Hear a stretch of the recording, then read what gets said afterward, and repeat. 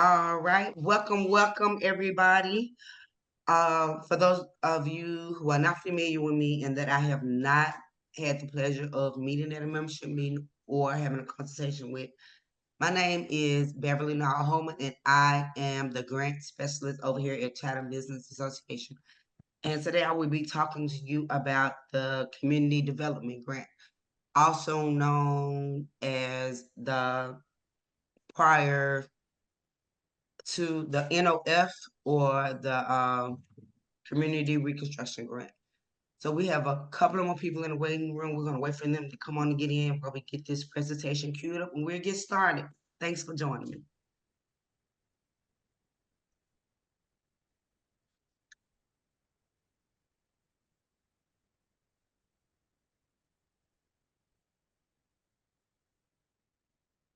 Hey, Mr. Thea.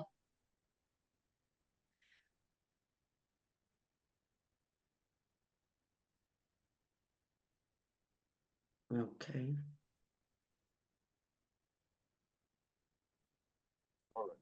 Hey, hello. Hey, Mr. Thea. How are you? Uh-oh, not hearing it. All right, Mr. Thea, I'm gonna wait for you to get settled in, get comfy like you're moving around. We're gonna go get started.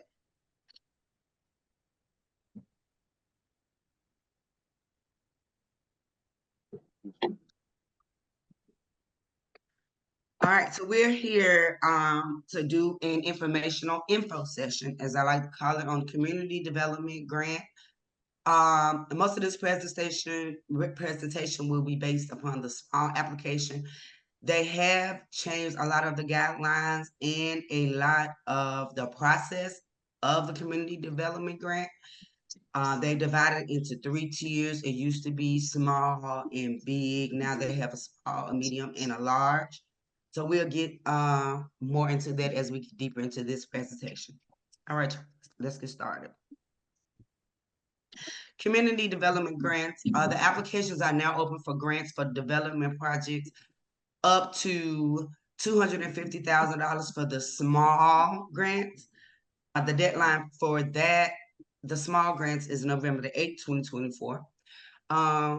For projects totaling 300 thousand, over 300,000 to 5 million, that's considered the medium grant, which the deadline for that one is February the 14th, 2025. And then the large is for projects that are costed at 5 million and up, and the deadline for that one is February the 14th, 2025.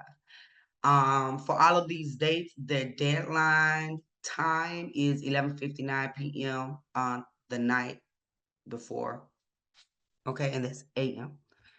Um, yeah, 11:59 p.m. before 12 o'clock midnight. All right.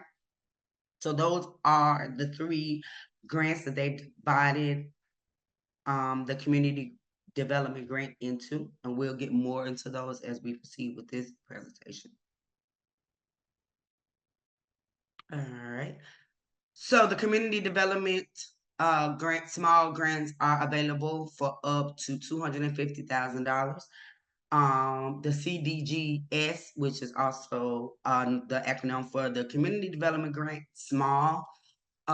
Those grants will cover up to 75% of eligible expenses, which means that the way they've updated this new grant is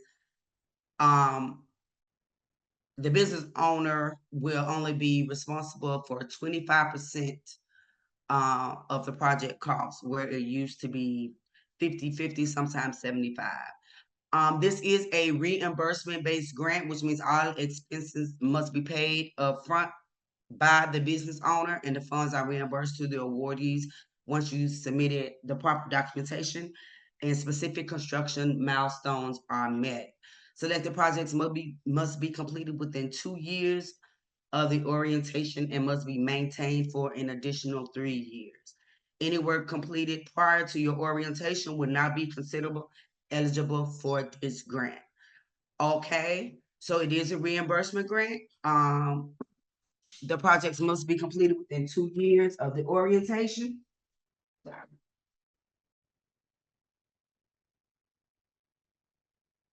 And any work completed prior to the orientation, in which the orientation is a new thing that they've added to this grant program.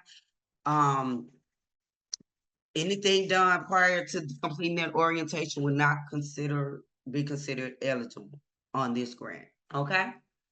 So that's the basic program overview. It's not very much different than the NOF. There have been small substantial changes.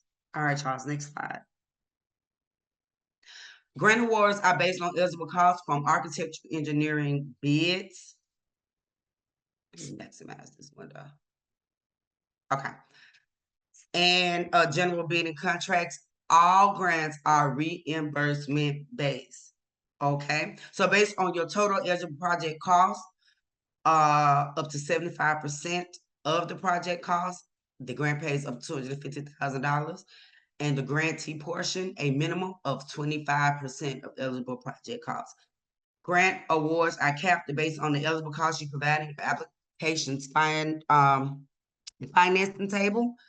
Regardless of the total project cost, the maximum award for the CDG small grant is $250,000, and strong applicants must provide proof that they are able to finance at least 50% of the total project cost.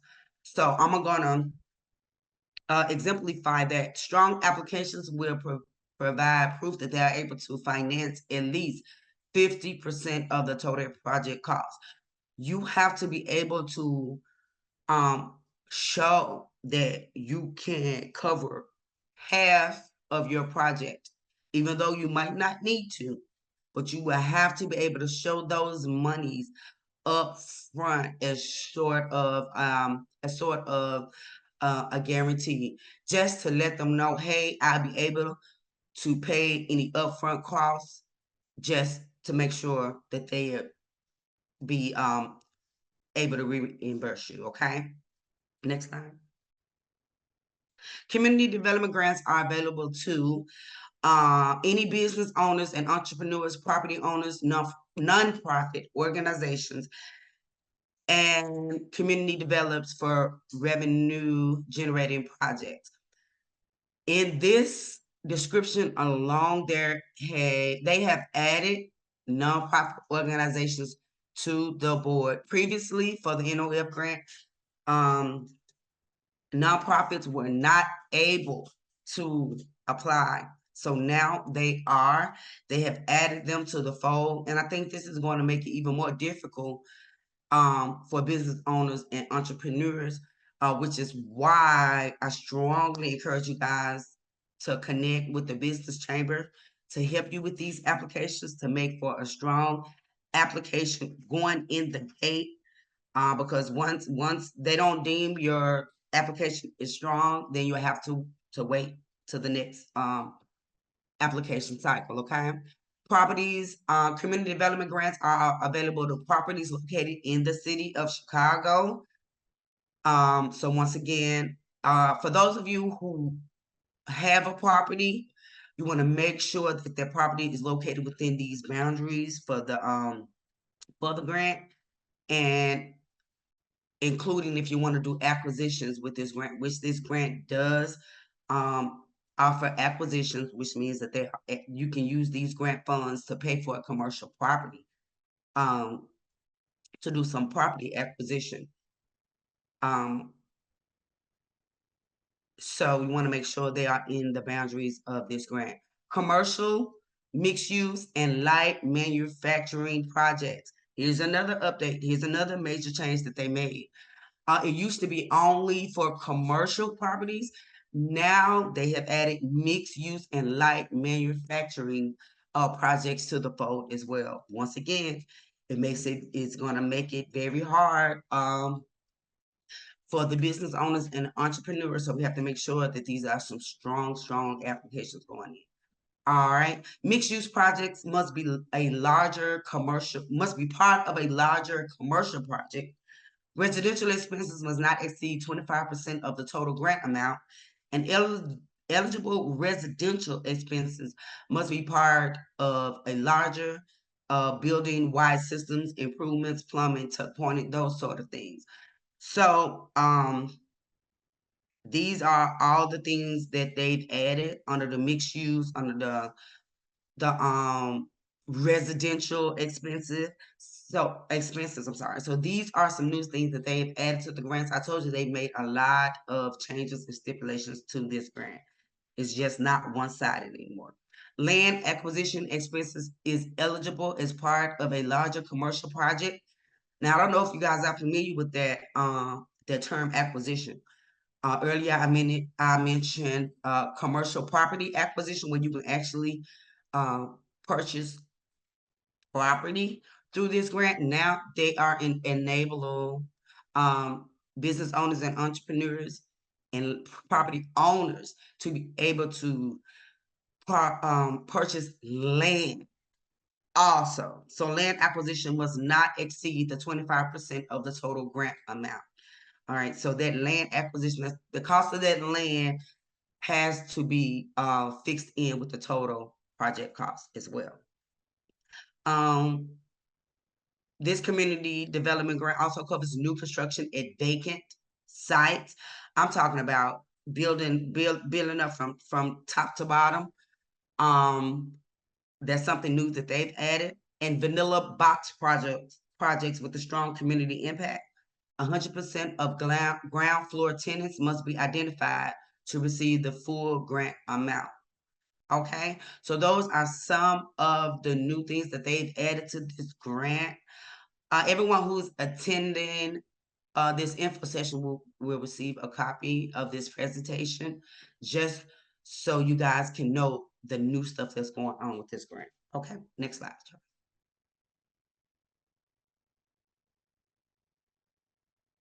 All right, the eligible expenses or the things that are covered under this grant are major exterior and interior renovations, acquisition, architectural design, engineering, site prep, demolition, construction fees, roofing, masonry, facade, windows, doors. If you guys are not familiar with what a facade is, that is the outside, the front of any especially commercial property. We're talking about the awning, the windows, the doors, anything that's cosmetic right outside of the building.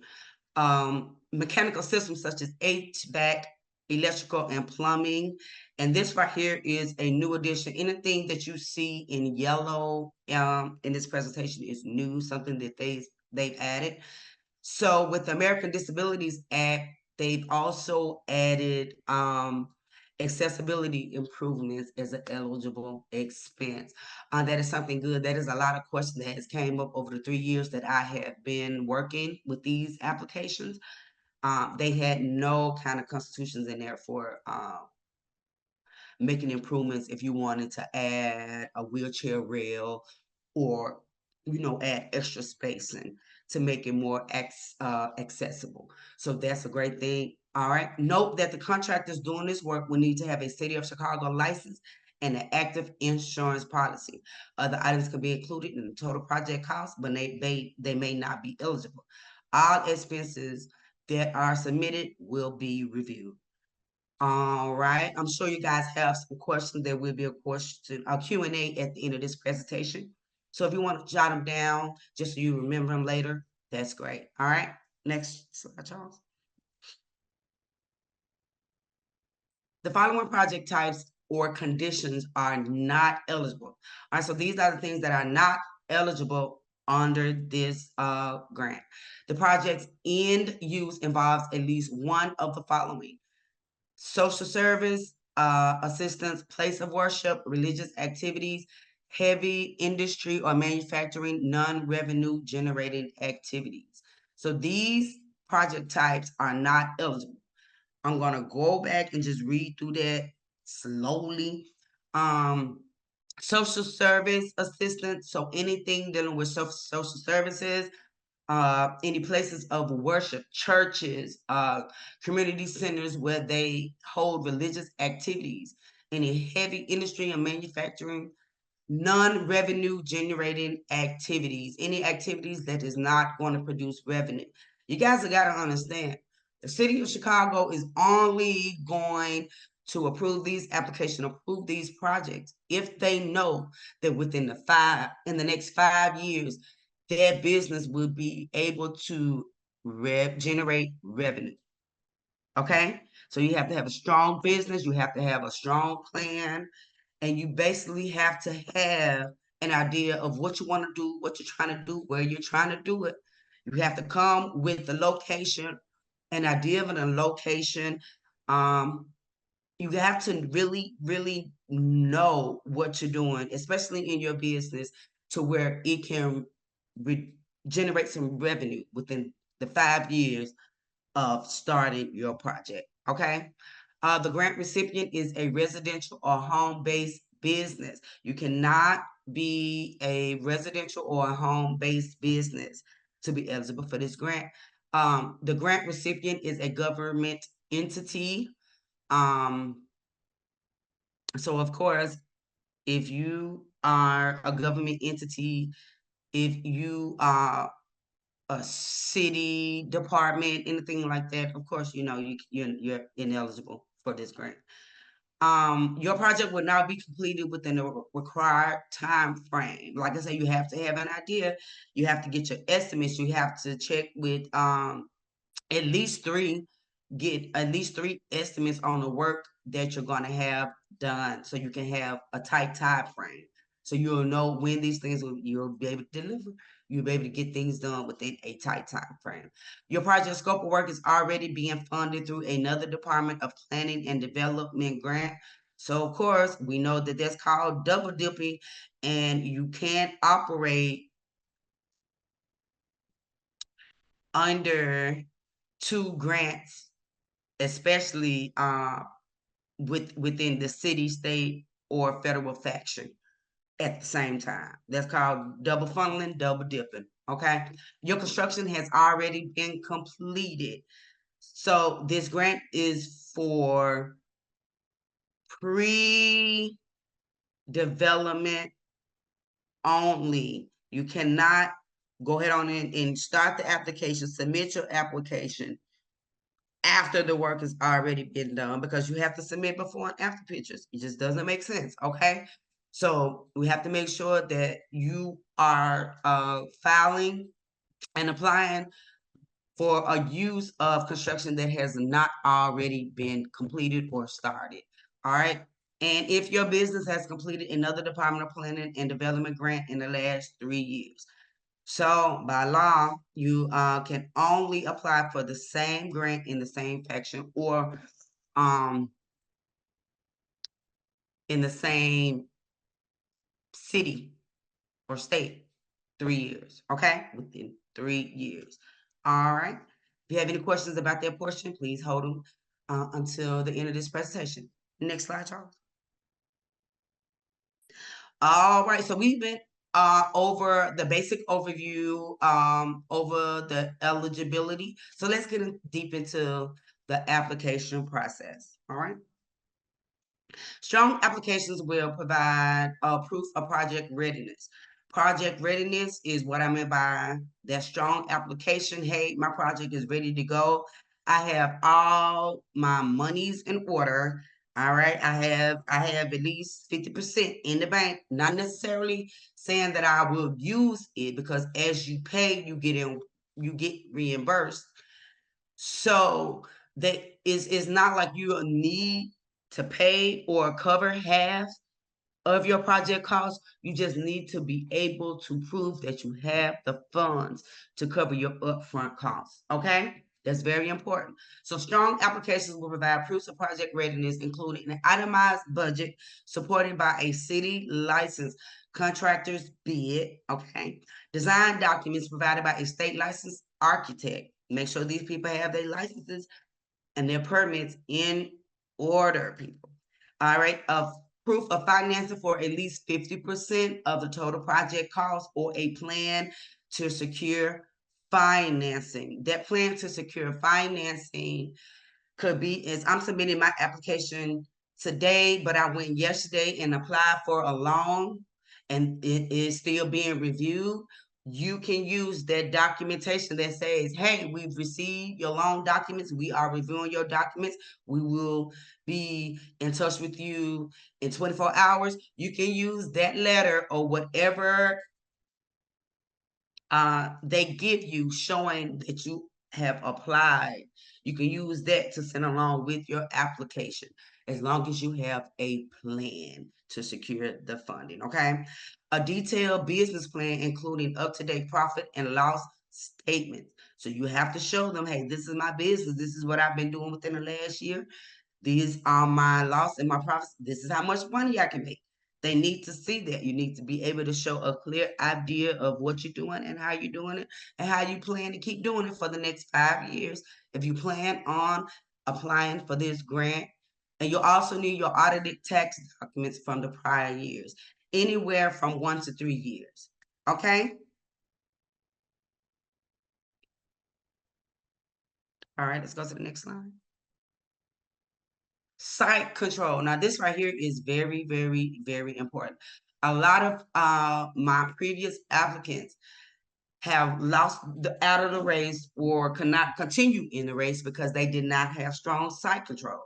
Okay, all applications must include proof of site control. Acceptable documents include a lease, an executed lease for the project site in your business legal name as listed on the application for multiple years with the option to renew.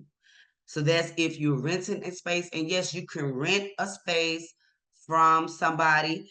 You can get some development work on it, as long as you have written authorization from that property owner saying, hey, I give Jane John Doe permission to make these changes, to do these updates, to do these upgrades, and to do some kind of development on my property that they are currently leasing for me. Okay, that is doable, that's feasible. All right, you also need a deed, a real estate contract for the project location with the name of your business entity as listed on the application. All right, so if you're renting a space, you want to do some work, you have to provide the lease, and if you own it, the deed or the real estate contract, and also a letter of intent for the project location signed by both the intended leaser and the leasee, including the name of your business entity as listed on the application. So a letter of intent is also needed from the project, I'm sorry, the property owner, okay? In order to do work on a business that you are leasing or renting in. All right, it is possible. You just have to have the right documentation in order. Okay, so that's basically all that's needed with site control as far as being able to do the redevelopment on a specific site. Okay, next slide, Charles. Financing. So there are a lot of moving parts to the financing portion of the application. You are to complete the financing table as included in the application and provide details about the project financing you have secured. All right, whether it's a line of credit, a loan, if you saved up $1,000 in 5 years and decided to start your business, we'll need the bank statements for that showing at this certain time. Wow. I had this much in my savings to start my business. All right. There are ways to get around it if you cannot provide the substantial information needed to prove how you got those funds or what have you. There are certain workarounds in the application that I can definitely help you with. Project owners must provide proof of financing for at least 50% of the total project cost or their plan to secure financing with evidence of the said fund. I've already went over that with you. You have to be able to prove that you have access to at least 50% of your total project cost. Not necessarily meaning that you're gonna have to use it, but you have to show that you're able to secure it, okay?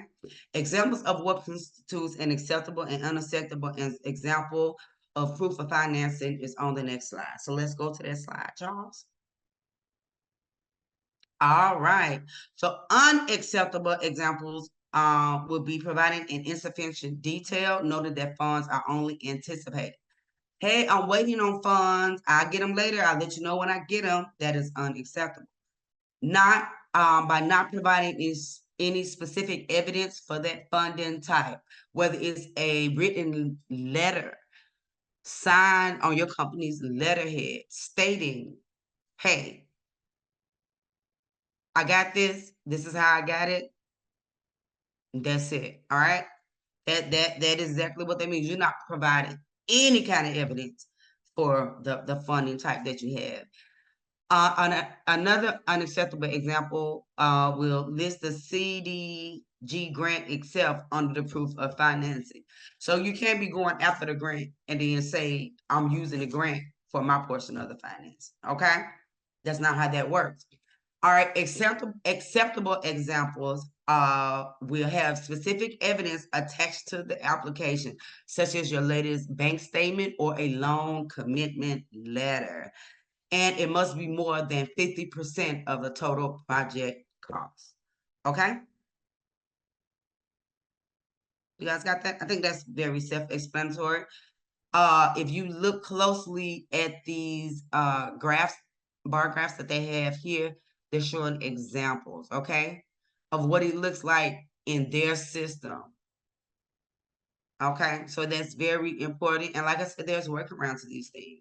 It just takes a simple letter, explanation letter, explaining, hey, this is what I have. This is it. Okay. Next slide, Charles. Project budget. Grant awards are determined by eligible itemized expenses provided in your application. Please provide a detailed list and indicate which costs are supported by contractor estimates. If selected as a finalist, a comparable itemized bid would be required for every single eligible expense. A contingency of up to 10% of your eligible project construction cost is allowed and encouraged up to the $250,000 cap. All right. So I'm gonna read through that again. A contingency of up to 10% of your eligible project construction cost is allowed and encouraged. Okay. So 10% of your project cost, they will let you get away with. Okay. Up to the $250,000 cap. Next slide. Project budget. Good examples of a project budget will have accurate cost estimates because they would impact the overall grant award. So you have to be sure and on the 10 about your estimates, okay? They must be supported by actual bids by potential contractors. You must have a lot of detail and will have lines that are sufficiently broken out. All right. So when you're doing the application in this project budget, these are all of the things that will be needed and will make for a good project budget. All right. You must have a lot of detail and will have lines that are sufficiently broken out. So you're not going to use all of them. All right. Not include ineligible costs like the furniture, equipment line items shaded in yellow. Okay. So those things may be included, but they may not necessarily go towards the project, come out of the project cost. Okay. You might have to pay for some stuff that won't be covered by the grant. Okay. Design and construction plans. All righty. Like I remember, you can go to the next slide, Charles. So if you are working with the architect at this stage, providing design documents and construction plan will help to demonstrate a project readiness. We want to see floor plans. We want to see before and after pictures. We want to see what is at the site now. And then we also want to see some futuristic Kalamazoo-ish idea of what you plan on doing.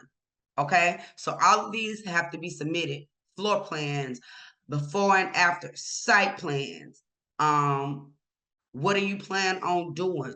Also, all of this makes for a strong, they love to see this. I don't know, them people over in the Department of Planning love to see, they love floor plans, site plans, and all that good stuff.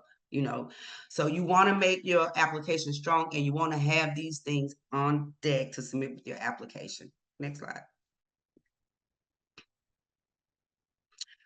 All right. So projects can demonstrate readiness by providing site code control documentation, a detailed project budget and construction timeline, construction and design documents. Projects are more competitive when 50% of the project financing has been secured, the permits have been issued, a detailed business plan and leadership team summary is included. I got an idea of what I want to do. I got my team. I'm ready to rock and roll. A profit and loss statement that demonstrates financial stability is included.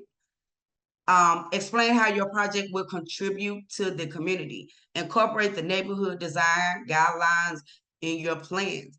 How will it make it more inviting for customers in the corridor? How will your business, the new design of your business, impact the community? You know, what will the community get? Will they get a fancy light up bright walkway outside? What will they get?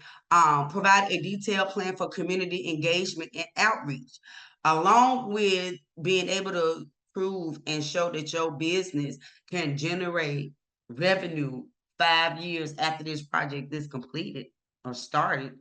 You know, you got to be able to show that in the application somewhere, right? Whether it's now, I'm doing this now, city, or once I get these upgrades, you know, give me some better equipment in here, I'll be able to do that. Okay. You must be able to provide a detailed plan for community engagement outside of bringing in revenue. How will you be engaging your business with the community? What specific marketing methods will you be using? Strategies for outreach? You know, the city wants to know that you're gonna be involved with the city as well through community engagement. They want to see that in your application. And how will you introduce yourself and your project to your audit person? Have you? Usually the aldermen are the ones who send us the NOF applicants. So people go to the alderman, hey, I got an idea for this business. I want to put it on this block that's in your ward. How do I go about, who do I talk to? And they should send you right to your business chamber. Okay, so you should be familiar with your audit person, because they're the ones that's gonna help you. They're gonna be your link to the community when that your project hits city planning, and then it goes back to the alderman's office, and they're gonna say, you think this is a good fit for your community, right? Your audit person is gonna already say, yeah, I'm the one who told them to go after the grant. I'm the one who told them I wanted them here in the first place. So that's very important. All right, before moving forward with an application, the city will check for the city owed debt, Cook County property tax debt, and zoning compliance. All right, so you want to make sure that the property that you're going after has no city owed, county owed debt. All right, and make sure that they are in compliance with all of the zoning uh, requirements. All right. Before moving forward with an application, the city will work with the Department of Buildings and Department of Business Affairs and Consumer Protection to review your organization, your project feasibility, and your project site. And what they mean by organization is not like your 501c3. They mean how you have your project organized. Do you have everything in order? Okay. We're looking for strong applications. And if you plan on working with me to help you with your application, I only submit strong applications. So that's very important. All right. The city will also confirm your business is in good standing with the state of Illinois. Well, here's the good thing. They won't have any problems confirming whether your business is in good standing with the state of Illinois, because that's the first thing I check when you bring your application to me. Okay. So we're not going to be going through all this road tape that we're going to come across in the end. Oh, you have city owed debt. Oh, there's a lien on this property we can't figure out. Guess what? We're going to make sure before the application is submitted that all those things are in order over here at Chatham. It's very important. If you don't get your assistance from us, get it from somewhere else. Do not attempt to apply for this grant alone. Okay? Next slide, Charles. Thank you so graciously. How to apply. You can register on the City of Chicago submittable application page for free to review and complete the application. Read and answer all the questions thoroughly and completely. Provide all the required documents. Provide all supplemental documents where available, the design and construction documents, your business plans, community letters of support. Uh, those letter of support are usually designated and required for grants with project costs over the 250,000. So I'm guessing that they're not going to ask for letters of support in the small grant, but maybe in the medium and the large. All right. So once you figure out your project, your acquisition, the total project cost, you'll know which tier of these size grants that you will land in, and then you'll be able to know what all you need based on your project cost. Okay. And then you submit your application by 11:59 a.m. That's electronically on November the 8th. No late applications will be accepted. So by midnight on the deadline date. All right. Next slide, Charles. All right, questions. There are a lot of frequently asked questions online at chicago.gov/CDG Community Development Grant. If those can't be answered, you can always email me. My email is listed right here. Charles, if you can't, pop it in the chat for me. I am free. Any questions, particularly about this grant? I've been working with this grant for almost 4 years now. So any questions that you have that may not come to mind now, please feel free to shoot me an email at any time. And I'm pretty quick with the responses to my email. Okay. All right. Yep. It's in the chat. So now, does anybody have any questions for me?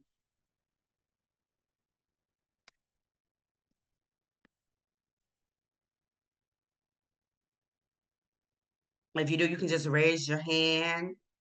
And don't feel bad, because I like when I do a presentation or a workshop and I have no classes, no questions at the end. That means I explained everything perfectly. Okay. So if there are no questions, let me just jump in the chat just to make sure. Beverly, it's Jennifer here. Hi, Miss Jennifer. Hello.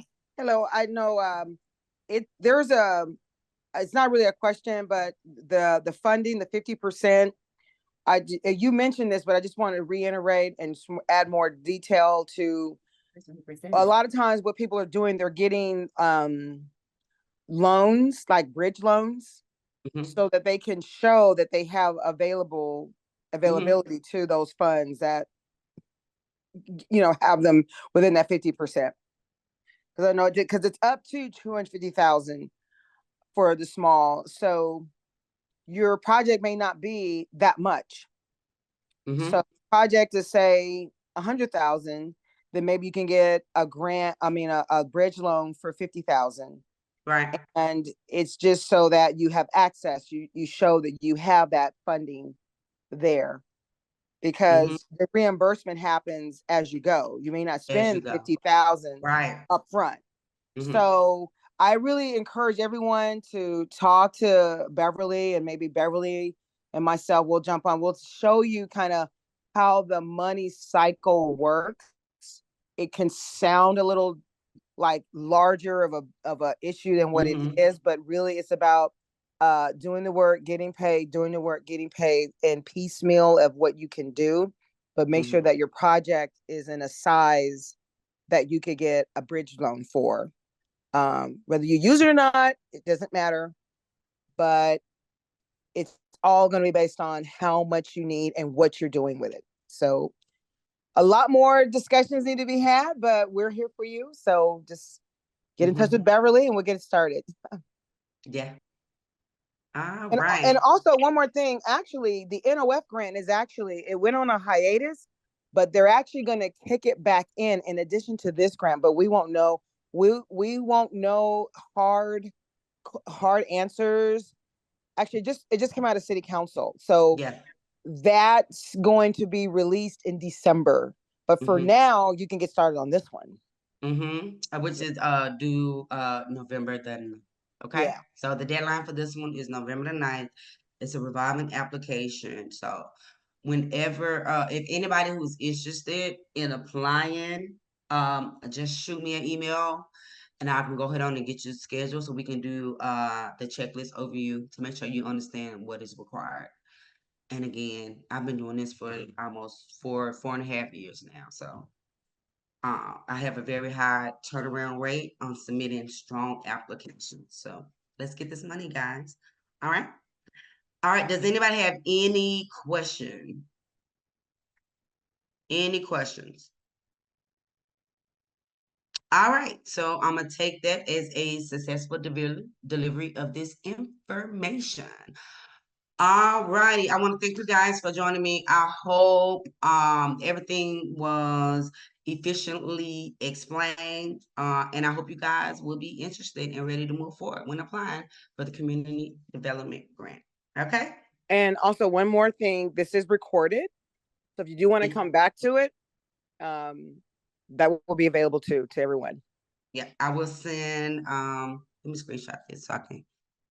Give me 1 second, 1 second. I'm gonna screenshot this so I can see who all is here. All righty. And I'll make sure to send a copy of this back out to you guys. All right. Again, we want to thank you for joining us. Please attend our next membership meeting the second Tuesday of every month here with Chatham Business Association. I will also and make sure you guys are included in our newsletter. And that is it. If you have any questions, oh, you're welcome, Ms. Farkas. You are so welcome. If you have any questions or need anything, just shoot me an email or give me a call if you have my number. All right. Thanks for joining me.